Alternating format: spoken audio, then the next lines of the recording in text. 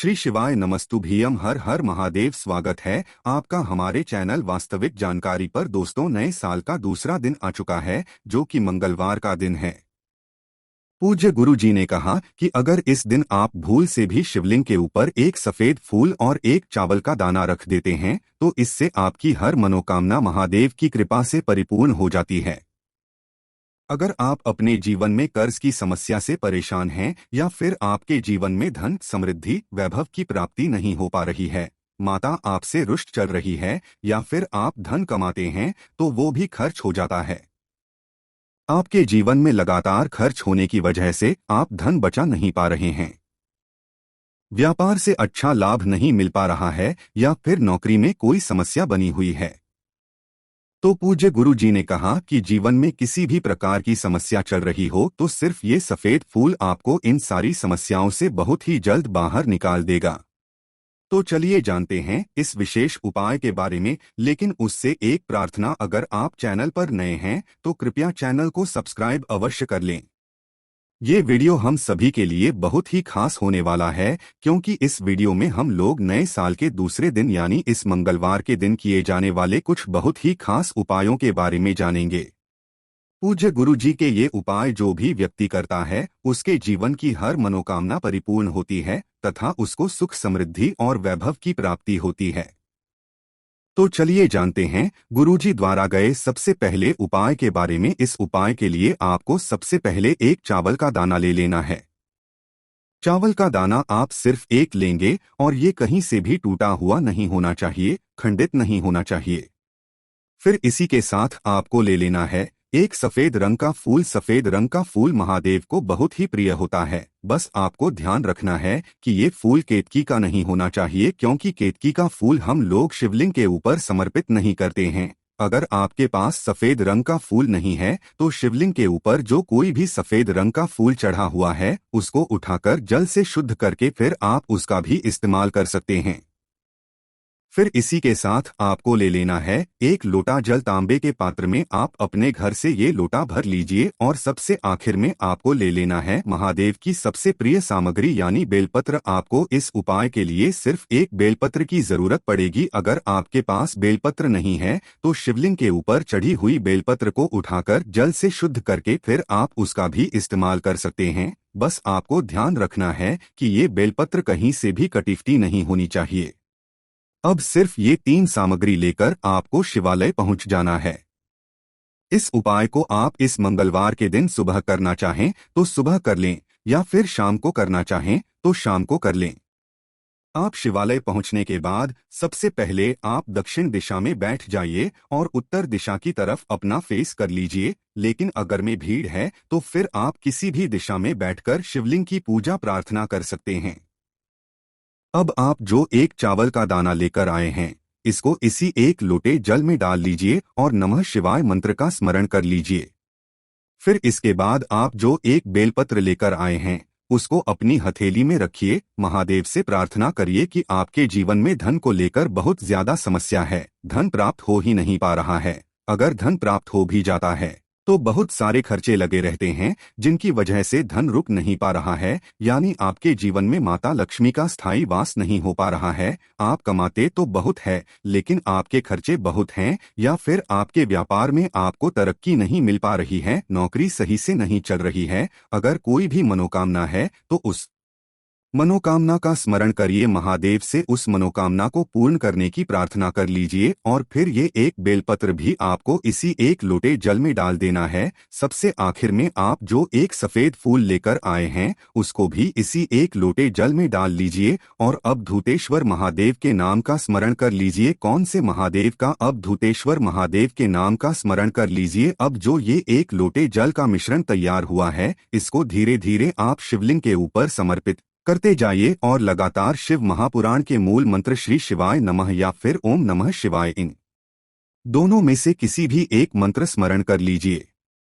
जल आपको लगभग 90% यानी 90% जल आपको शिवलिंग के ऊपर समर्पित कर देना है और 10% यानी 10% बचा हुआ जल आपको माता अशोक सुंदरी वाले स्थान में समर्पित कर देना है। लेकिन ध्यान रखिएगा कि जब शिवलिंग से आप माता अशोक सुंदरी वाले स्थान में आएंगे तो लोटे से जो जल की धार गिर रही है वो टूटनी नहीं चाहिए।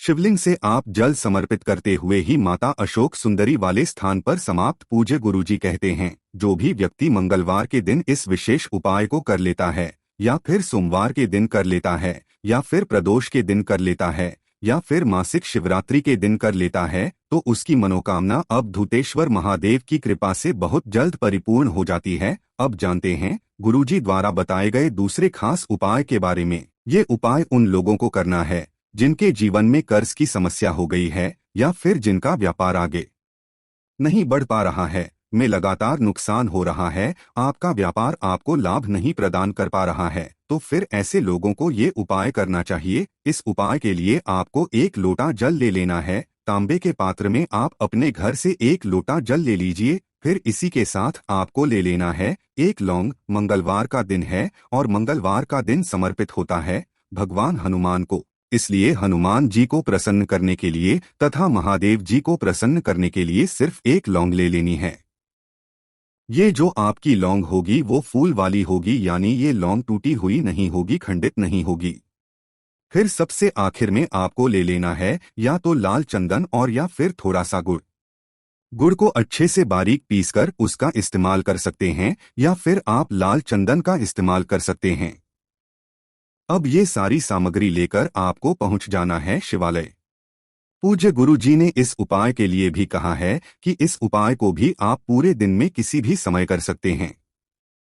शिवालय सबसे पहले आप जो 1 लौंग लेकर आए हैं उसको इसी 1 लोटे जल में डाल लीजिए और ओम नमः शिवाय मंत्र का स्मरण कर लीजिए।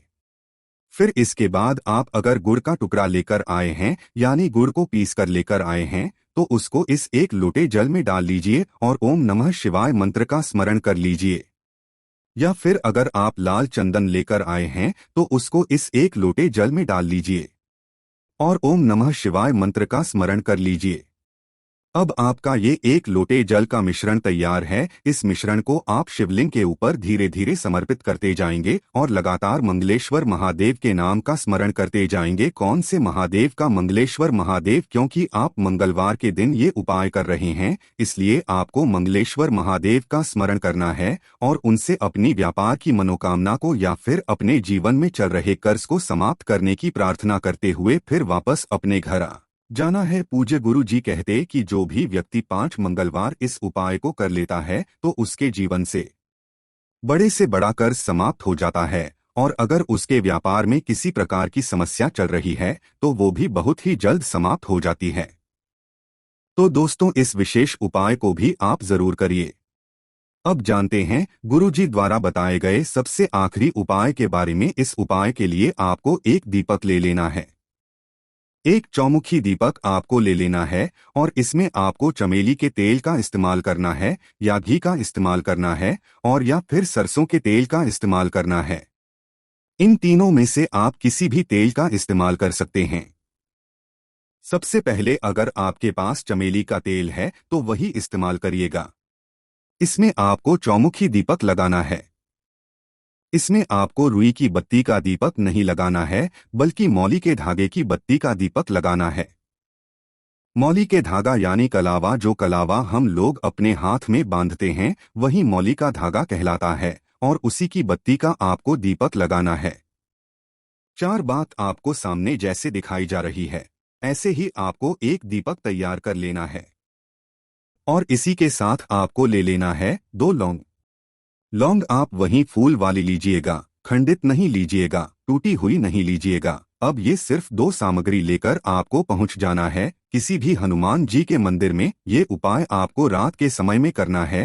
रात में जब सूर्यास्त हो जाए तो फिर उसके बाद आप इस उपाय को किसी भी समय कर सकते हैं। ये उपाय आपके जीवन में धन धान्य की वृद्धि करेगा। आपके विवाह में प्रकार की समस्या आ रही है तो उसको दूर करेगा। अगर व्यापार में किसी प्रकार की समस्या आ रही है तो उसको समाप्त करेगा और आपके सारे संकटों का, सारी परेशानियों का अंत कर देगा। अब आप इस दीपक को वहीं हनुमान जी की मूर्ति, हनुमान जी की प्रतिमा के सामने रख दीजिए, लेकिन ध्यान रखिएगा कि इसको आप जमीन में मत रखिएगा, बल्कि आप नीचे प्लेट लगा दीजिएगा या फिर फूलों की पंखुड़ियां लगा दीजिएगा या कुछ भी लगा दीजिएगा, उसके ऊपर ही इस दीपक को रख दीजिएगा और इस दीपक प्रज्वलित कर लीजिएगा। और फिर कम से कम एक बार हनुमान चालीसा का पाठ कर लीजिएगा। लेकिन हनुमान चालीसा का पाठ करने से पहले आप कम से कम 11 बार या 21 बार श्री राम या सीताराम का स्मरण जरूर करिएगा, क्योंकि हनुमान जी को राम जी का नाम बहुत ही प्रिय लगता है।